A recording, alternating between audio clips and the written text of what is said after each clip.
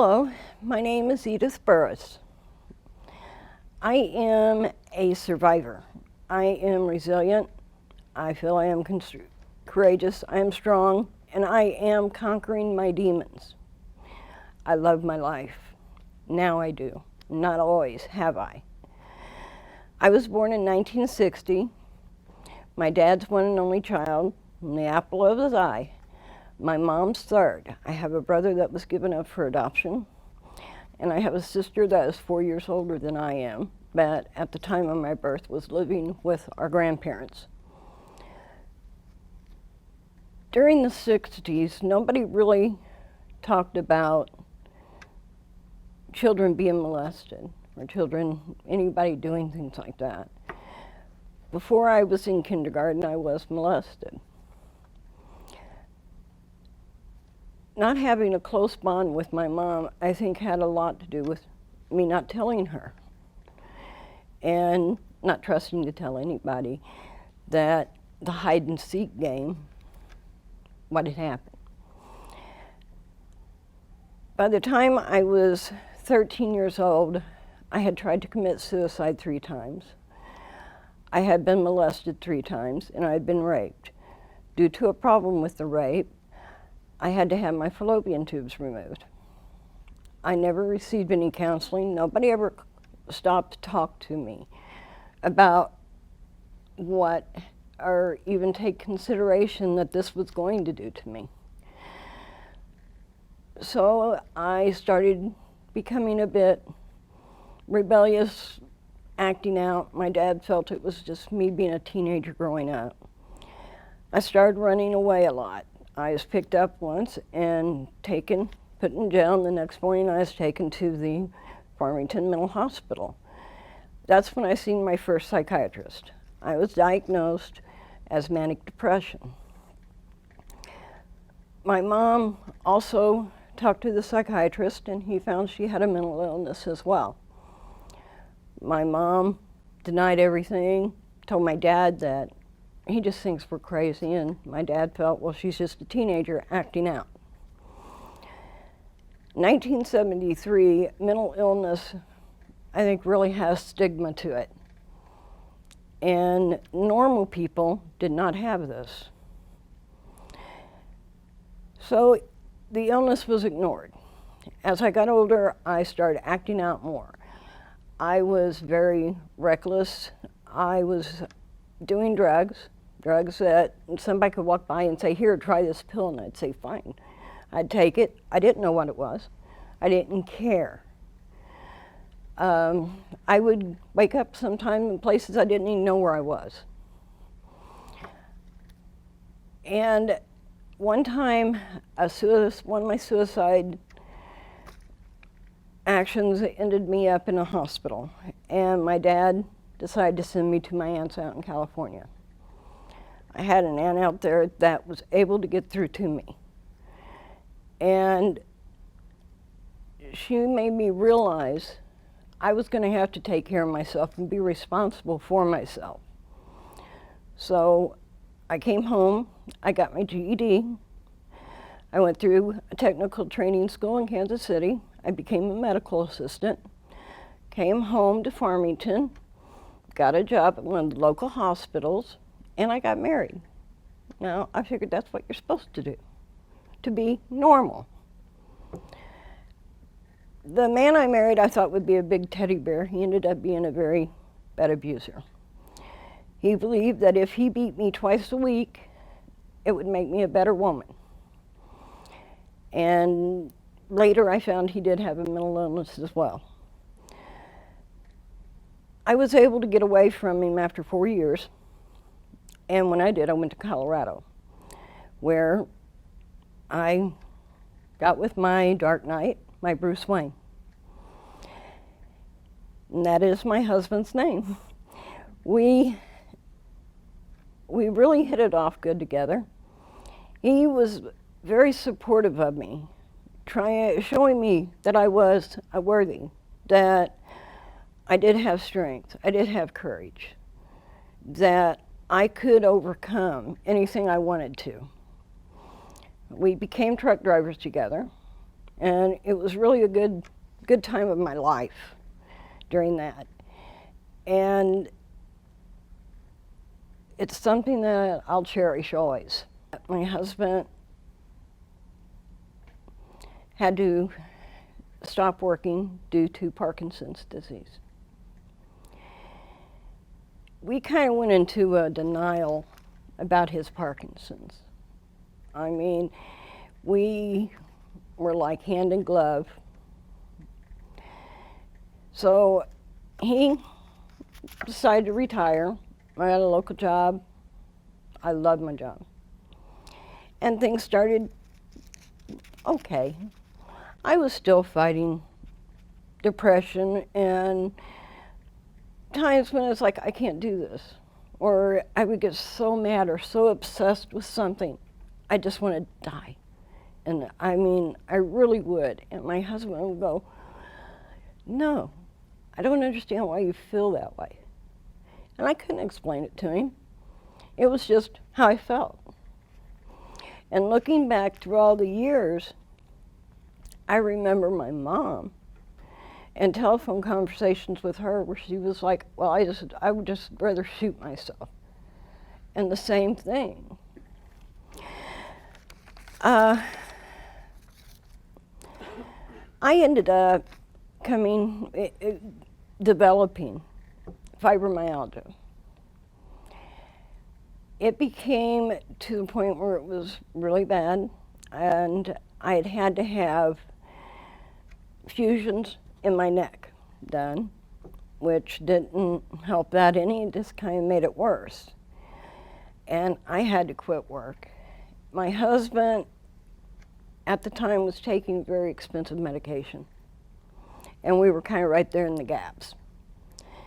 I had a $25,000 life insurance policy on myself, and we were trying to figure out how we're going to pay for his medication. And suddenly it just appeared, I said, I've got a gun. I can take it down to the creek and act like I'm trying to cock it and accidentally shoot myself through the heart. They'll think it's an accident. You can get the money, you'll have your medication. I honestly felt this was a good solution. My husband just stared at me. Within an hour, I was at my doctor's office. And my husband looked at me and he said, tell him what you suggested.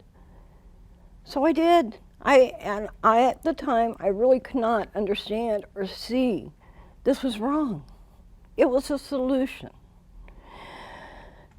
Well, the next day I was at BJC Behavioral Health in Farmington, and that's when I met Lori Billington. And she helped me sort through everything.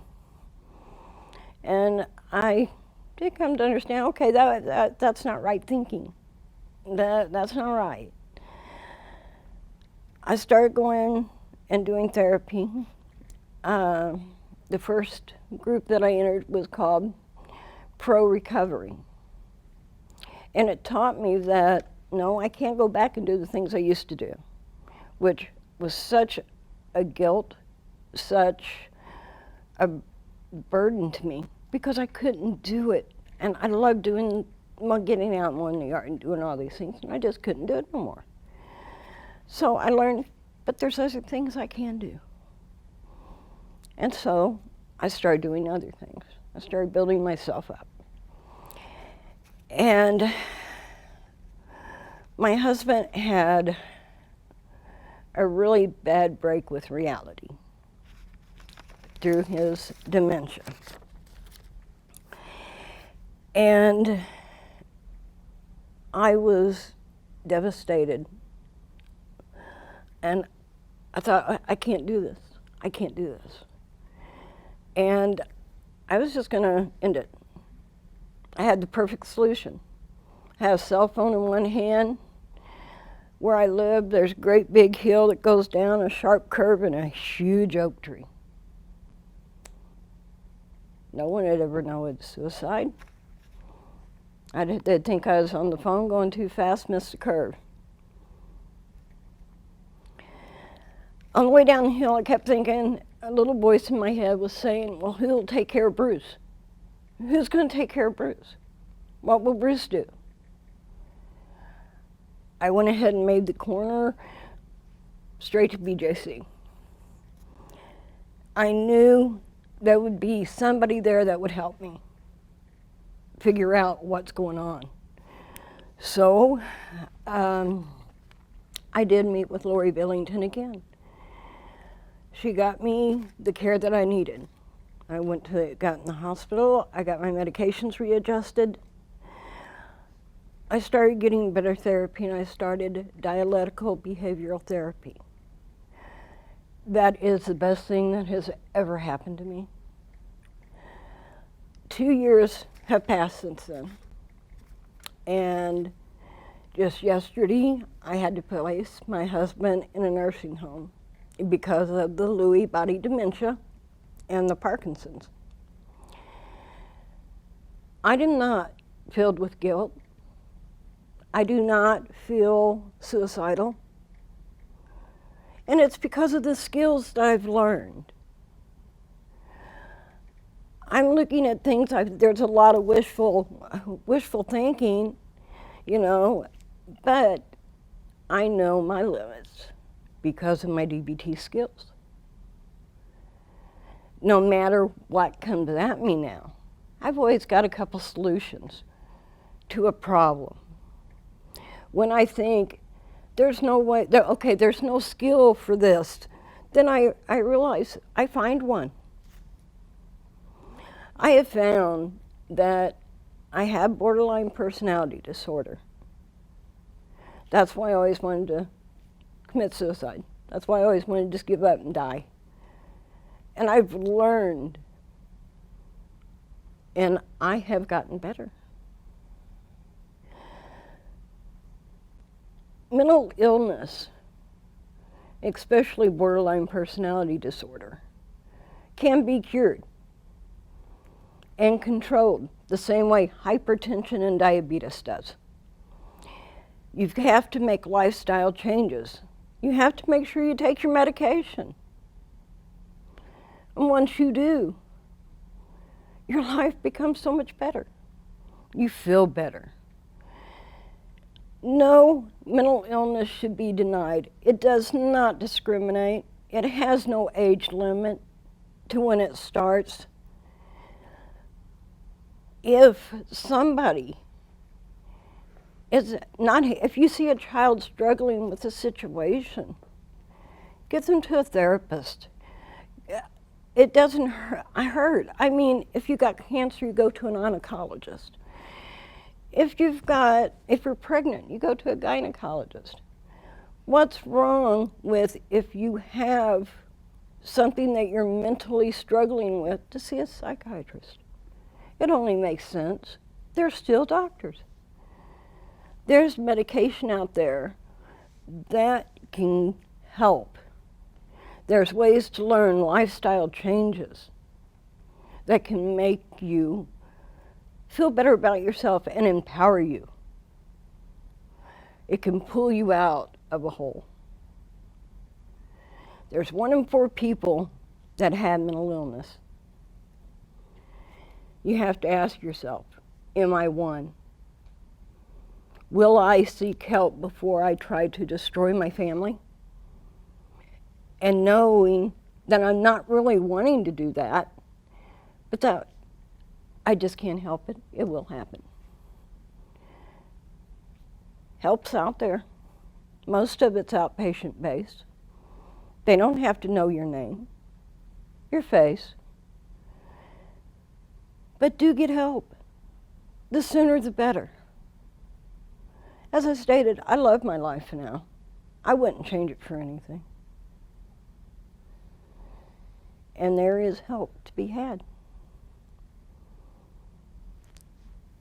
I hope my story will help somebody else realize you can step out of that darkness. All you got to do is choose to. We hang on to the old because it's comfortable, no matter how ugly it is. We'll hang on. But once you let go, it's wonderful. There's freedom. I just wish everybody would have the courage to do it, and it does take courage. It does, to fight this every day. I call myself a warrior because I'm fighting the depression. I'm fighting my fibromyalgia pain. But I'm making it, and I'm alive. I'm here. And I would love to pull as many people into my sunshine as I can now. Thank you.